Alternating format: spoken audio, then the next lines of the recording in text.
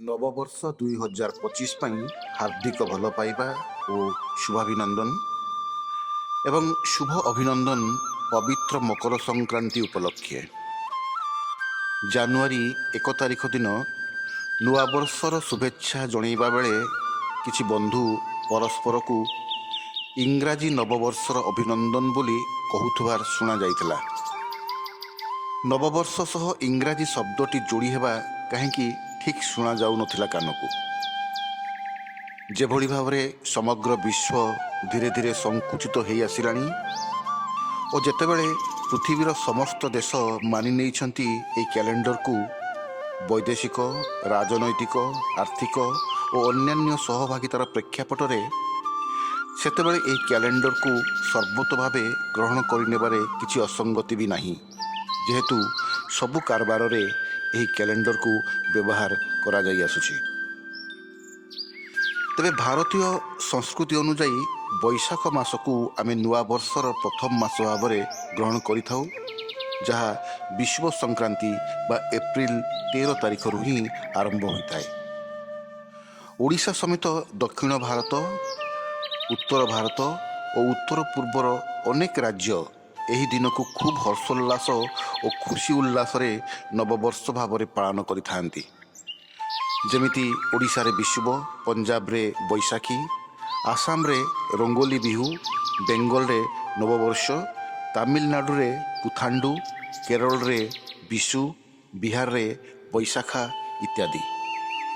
ଏତଦ୍ଭିନ୍ନ Asia ମହାଦେଶ ସ୍ଥିତ ଅନେକ ଦେଶରେ ମଧ୍ୟ ନବବର୍ଷ ପ୍ରାୟତଃ ଏପ୍ରିଲ 13 ତାରିଖ ଦିନ ପାଳିତ ହୋଇଥାଏ। ଏଣୁ ଚାଲି ଆସିଥିବା ସଂସ୍କୃତିକୁ ଶ୍ରଦ୍ଧା ଓ ସମ୍ମାନ ଜଣାଇ ଆମେ ଆମର ପରମ୍ପରାକୁ ପାଳନ କରିବାରେ କୌଣସି ଅସୁବିଧା ନାହିଁ, ବରଂ ଏହା ଆମର ପରବର୍ତ୍ତୀ ପିଢ଼ିକୁ ପ୍ରଚୋଦିତ ଓ ପ୍ରରୋଚିତ କରିବ। ନଚେତ୍ ଏହି ବିରାଟ ଭାରତୀୟ ସଂସ୍କୃତିର ହଜାର ହଜାର ବର୍ଷରୁ ପାଳିତ ହୋଇ ଆସୁଥିବା ମହାନ ପରମ୍ପରା ଅଚିରେ ଲୋପ ପାଇଯିବ। ନବବର୍ଷ ସନ୍ଧ୍ୟାରେ ଇସ୍ପାତ ସହରର ଏକ ପ୍ରମୁଖ ଅନୁଷ୍ଠାନ ଦ୍ୱାରା ଆୟୋଜିତ ପ୍ରିୟ କବି ଓ କବିତା ସମ୍ମେଳନରେ ଯୋଗ ଦେଇଥିବା ମୁଖ୍ୟ ବକ୍ତା ତାଙ୍କର ସମ୍ଭାଷଣରେ ଆର୍ଟିଫିସିଆଲ ଇଣ୍ଟେଲିଜେନ୍ସ AI ଅର୍ଥାତ୍ କୃତ୍ରିମ ପ୍ରଜ୍ଞାକୁ ନେଇ ନିଜର ଚିନ୍ତା ବ୍ୟକ୍ତ କରୁଥିଲେ, ଯାହା ପ୍ରକୃତ ପକ୍ଷେ ଏକ ବିସ୍ତୃତ ଚିନ୍ତନ ଓ ମନନର ବିଷୟ। କୃତ୍ରିମ ପ୍ରଜ୍ଞା ବା AI ଧୀରେ ଧୀରେ ସମଗ୍ର ମାନବୀୟ ଓ ମାନବିକ କର୍ମର ବିକଳ୍ପ ଭାବରେ ଆବିର୍ଭୂତ ହେଲାଣି। ଏହାର ପ୍ରକୃତ ଚିତ୍ର କ'ଣ ଓ କିପରି ହେବ, ତାହା ଅବଶ୍ୟ ଖୁବ୍ ନିକଟ ଭବିଷ୍ୟତରେ କହିବ ସମୟ। ପୃଥିବୀର ସର୍ବବୃହତ୍ ଧନୀ ବ୍ୟକ୍ତି ଏଲେନ୍ ମସ୍କ ଖୁବ୍ ଦୃଢ଼ତାର ସହିତ କିଛି ଦିନ ତଳେ ଏକ ସାକ୍ଷାତକାରରେ କହିଥିଲେ, ଏହି କୃତ୍ରିମ ପ୍ରଜ୍ଞା ବା AI ଖୁବ୍ ଶୀଘ୍ର ଆମ ସମସ୍ତଙ୍କର ଚାକିରି ନେଇଯିବ। ସମ୍ଭବତଃ ଆମ କାହାରି ପାଖରେ ଆଉ କାମଟିଏ ବା ଜବ୍ ନଥିବ। ଏକଥା ଶୁଣିବା ବେଳକୁ ଆତ୍ମା ଶିହରି ଉଠେ ଭୟ ଓ ଆତଙ୍କରେ। ମାତ୍ର ସେଇଠି ଏଲେନ୍ ମସ୍କ ଏକଥା ମଧ୍ୟ କହନ୍ତି ଯେ ଏହା ନିହାତି ଏକ ଖରାପ ଜିନିଷ ନୁହେଁ, କାରଣ ସେତେବେଳେ ଗୁଡ୍ସ ଆଣ୍ଡ ସର୍ଭିସେସ୍ ଅର୍ଥାତ୍ ଜିନିଷ ଏବଂ ସେବାର ଅଭାବ ଆଉ ନଥିବ। କଥା ଉଠେ ଏହି କୃତ୍ରିମ ପ୍ରଜ୍ଞା ବା ଆର୍ଟିଫିସିଆଲ ଇଣ୍ଟେଲିଜେନ୍ସ କ'ଣ? ଏହା କିଛି ପ୍ରଯୁକ୍ତି ବିଦ୍ୟାର ସମୂହ ଯାହା କମ୍ପ୍ୟୁଟରକୁ ଅନେକ ଗୁଡ଼ାଏ ବିକଶିତ କାର୍ଯ୍ୟ କରିବାକୁ ସକ୍ଷମ କରାଇଥାଏ, ଏପରିକି ଦେଖିବା, ବୁଝିବା, ଚିତ୍ରାଙ୍କନ କରିବା, ଅନୁବାଦ କରିବା, ବିଭିନ୍ନ ତଥ୍ୟର ବିଶ୍ଳେଷଣ କରିବା ଏବଂ ସୁପାରିଶ କରିବା ଭଳି ଅନେକ ଗୁରୁତ୍ୱପୂର୍ଣ୍ଣ କାର୍ଯ୍ୟ। ଏଇଠି ସୃଜନଶୀଳତାକୁ ମଧ୍ୟ ଆହ୍ୱାନର ସମ୍ମୁଖୀନ ହେବାକୁ ପଡ଼ୁଛି। AI ବା କୃତ୍ରିମ ପ୍ରଜ୍ଞା କବିତା, ଗଳ୍ପ ଆଦି ରଚନା କରିବା, ଚିତ୍ର ଅଙ୍କନ କରିବା, ସଙ୍ଗୀତ ସଂଯୋଜନା ଏବଂ ଗୀତ ଗାଇବା, ଗୋଟିଏ ଭାଷାରୁ ଅନ୍ୟ ଭାଷାକୁ ଅନୁବାଦ କରିବା ଭଳି ଅନେକ କଳାତ୍ମକ ଓ ସୃଜନାତ୍ମକ କାର୍ଯ୍ୟକୁ ବେଶ୍ ସୁଚାରୁ ରୂପେ ଓ ଉନ୍ନତ ଭାବରେ କରିପାରିବାର କ୍ଷମତା ରଖୁଛି। ଏଲେନ୍ ମସ୍କଙ୍କ AI ଚାଟ୍ GPT ଏହାର ଏକ ବର୍ତ୍ତମାନ ସମୟର ଜ୍ୱଳନ୍ତ ଉଦାହରଣ।